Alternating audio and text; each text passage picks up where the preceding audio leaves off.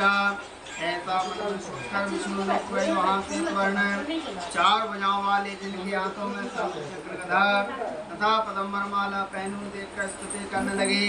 हे भगवान, आप अत्यंत शक्ति से संपन्न, मन तथा वाणी आपको नहीं पा सकते। आपका आदिम अत्यंत निर्गुण नहीं है, भूति भक्तों को नष्ट करने वाले आपको मेरा नमस्कार है। नारद जी ने इस प्रकार की स्थिति सुनकर विष्णु भगवान बोले, हे मुनिश्रेष्ठ नारद जी, आपके मन में क्या है?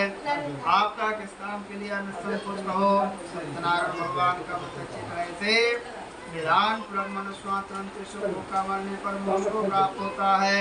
श्री भगवान के वचन सुनकर नारद जी बोले, उसका क्या फल है, क्या विधान है, किस दिन करना चाहिए, विस्तार से कहिए। भगवान बोले, दुख सुख करने वाला, धन देने वाला, सौभाग्य तथा संतान को देने वाला, सभी स्थानों पे विजय करने वाला, भक्ति श्रद्धा के साथ किसी दिन शाम के समय ब्राह्मण बंधुवान उसका धर्म प्राण होकर पूजा करें, भक्तिभाव सभा नैवेद्य, केले का फल के दूध, गेहूं का चूर्ण, गेहूं के अभाव में साटी का चूर्ण, शक्कर तथा गुड़ले में सब भक्षण योग पदार्थ जमा करके भगवान को अर्पण कर देवें। बंधु से ब्राह्मणों को भोजन करावें, तत्पश्चात स्वयं भोजन करें। नित्य गीता आदि का आचरण करते हुए सत्यनारायण भगवान का स्मरण करता हुआ समय को व्यतीत करें। विशेष कली काल में भूमि पर ही सरल मोक्ष का उपाय है। इति श्रेवा खंडे प्रथमाध्याय समाप्त। सत्यनारायण भगवान की जय, विष्णु भगवान की जय, दुर्गा की जय। दूसरा ले लो आपको आखिरी में।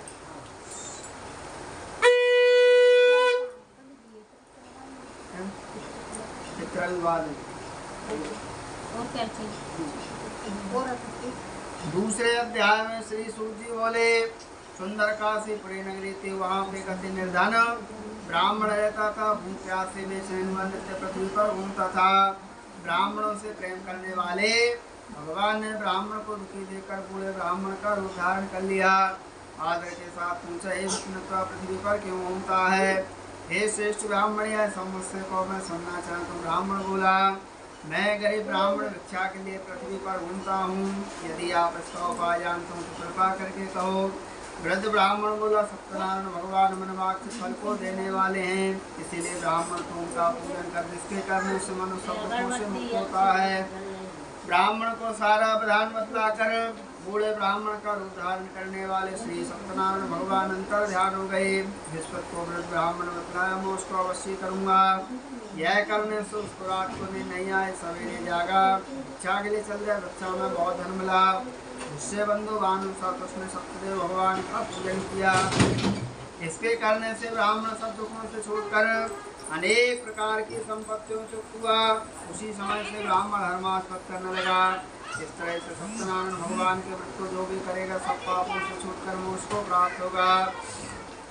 इस तरह से नारद जी का नारायण का संवाद तुमसे का हे विप्रो क्या कहूँ।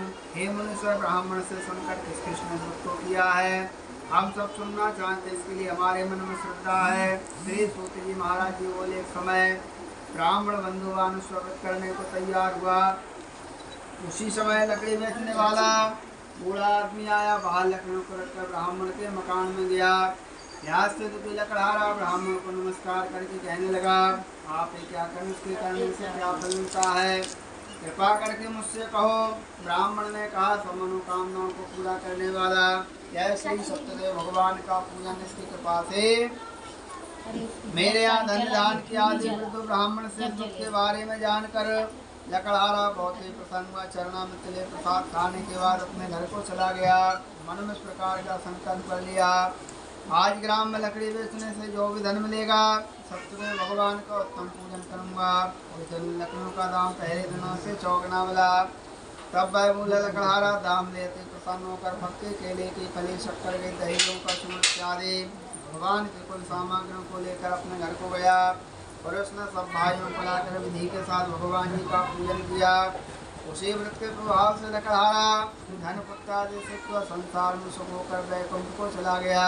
इति श्रेवा खंडे दूसरा अध्याय समाप्त। सत्यनारायण भगवान की जय।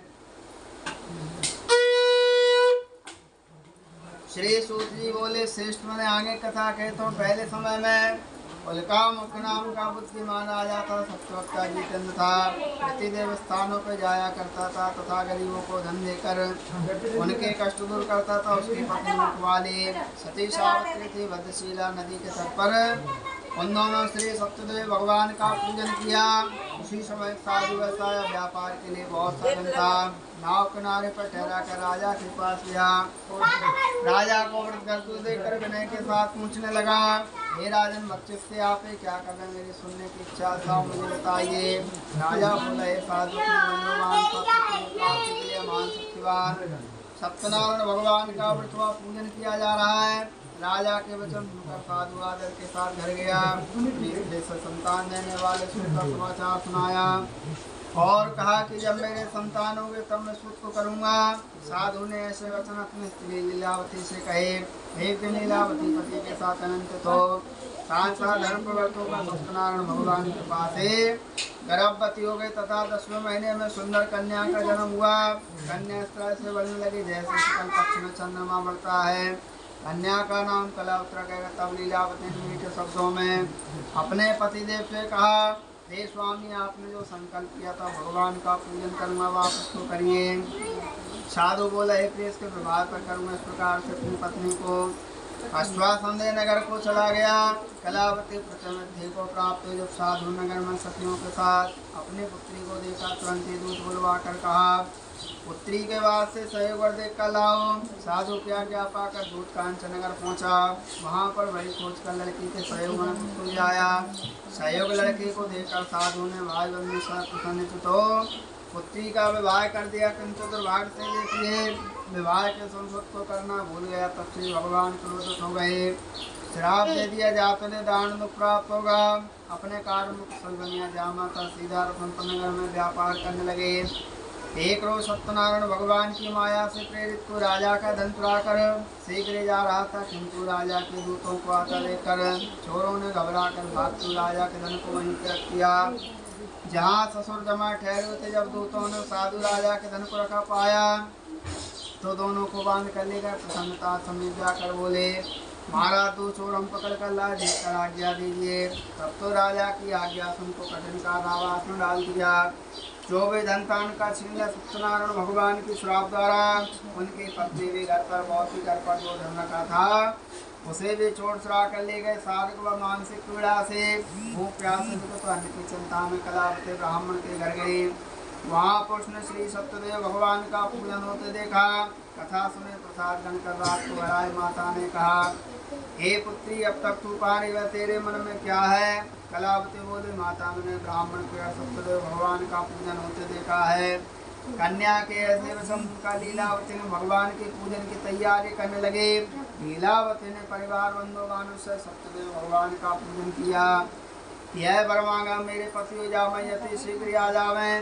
साथ ही प्रार्थना तुम सबका अपराध क्षमा करो। सत्यदेव भगवान इस पर को संतुष्ट हो गए। राजा चंद्रकेतु को स्वप्न में दर्शन देकर कहा, हे राजन, दोनों वैश्यों को प्रातःकाल छोड़ दो। जो धन तुमने ग्रहण किया दे दो, नहीं तो तुम्हारा राय धन पुत्र सब नष्ट कर दूंगा। राजा को ऐसा वचन कहकर भगवान का ध्यान हो गए।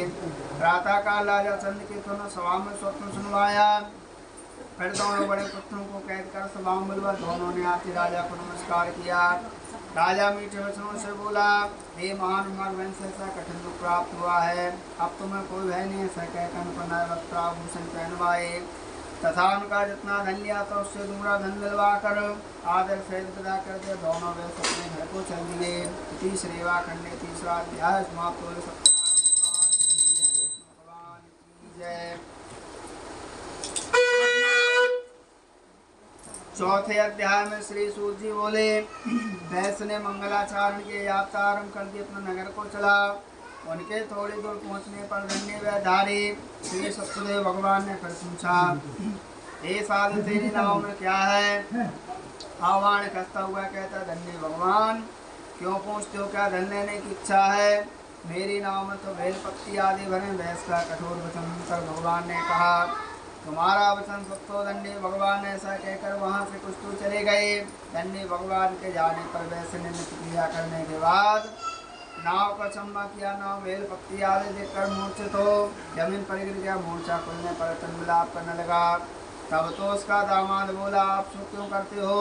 यह दंडी भगवान का श्राप है, तो उनकी शरण में चलना चाहिए, तभी हमारी मनोकामना पूरी होगी। दामाद के वचन सुनवा दंडी भगवान के पास पहुंचा, अत्यंत भक्तिभाव से नमस्कार करके बोला, मैंने जो आपसे झूठ वचन बोला उसको क्षमा करो। उसके वक्तव्य वचन सुनकर भगवान प्रसन्न हो गए। एक क्षण भर देकर अंतर ध्यान हो गए, तब तो नाव पर आकर देखा, नाव धन से परिपूर्ण प्रभा सत्यदेव भगवान का पूजन कर साथी नगर को चला। जब अपने नगर के निकट पहुंचा तब दूत को घर भेज दिया। दूत ने घर जा उसके स्त्री को नमस्कार करके कहा, पति जामा इस नगरी के समीप आ चुके हैं। ऐसा वचन सुन साधु बड़े हर्ष के साथ सत्यदेव भगवान का पूजन कर पुत्री से कहा, मैं अपने पति के दर्शन को जाती हूँ, तो भगवान का कार्य करके शीघ्र ही आ जाना। माता के ऐसे वचन सुनकर कलावती ने प्रसाद छोड़कर पति के पास आ गए। प्रसाद के अवाज्ञा के कारण सत्यदेव भगवान रुष्ट हो गए। उसके पति ने सर जल में डुबो दिया। कलावती अपने पति को नारे रोटी जमीन पर गिर गई। इस तरह से नौका को डूबा हुआ कन्या को रोता साधु तो बोला, हे प्रभु मुझसे मेरे परिवार से जो भी अपराध हो उसको क्षमा करो। उसके दीन वचन सुनकर सत्यदेव भगवान प्रसन्न हो गए। आकाशवाणी के साधु तेरी कन्या मेरे प्रसाद को छोड़कर आई है, यदि वह घर जाकर प्रसाद खाकर लौटे इसका पति अवश्य मिलेगा। ऐसी आकाशवाणी सुनकर कलावती ने घर पहुंचकर प्रसाद खाया, पुरुष बनाकर पति के दर्शन के तत्पश्चात साधु लोग के सब लोग प्रसन्न होशियन से हर पूर्णिमा संक्रांति को पूजन करने लगा। पंचम स्वर्ग लोक को चला गया। इति श्रेवा खंडे चौथा अध्याय समाप्त। सत्यनारायण भगवान की जय, विष्णु भगवान की जय। पंचमे अध्याय में श्री सूत जी बोले, सुनो प्रजापालन में तुंगध्वज नाम का राजा था। उसने भगवान का प्रसाद त्याग कर बहुत दुख पाया। एक समय राजा वन में जाकर अनेक पशुओं को